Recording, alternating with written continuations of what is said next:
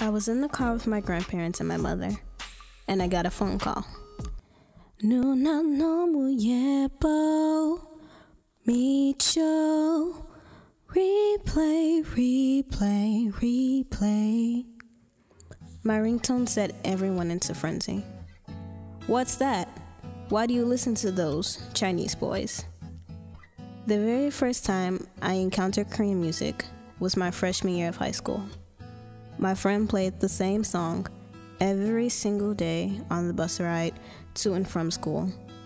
I never asked, never questioned, or tried to discover what it was that she had in her ear.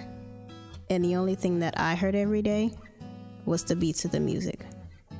Then in art class, she finally introduced the song to me and said, I know it may be weird, but it's a really good song in Korean. And I listened.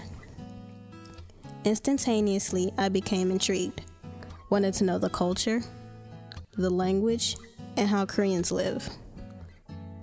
Open to learning and interacting with people from many different backgrounds, I've latched on to Korean culture and music. I even study the language, practice singing and speaking Korean. I embrace not only the things I had to come to understand, but also what's been with me all along, my culture. One day I'm watching Korean dramas, and the next, I'm watching Kevin Hart. My skin, my hair, the food I eat, my identity.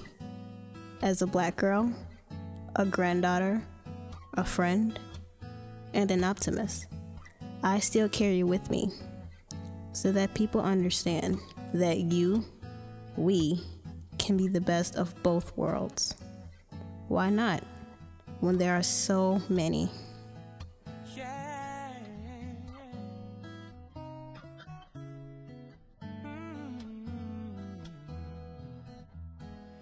잠을 쫓아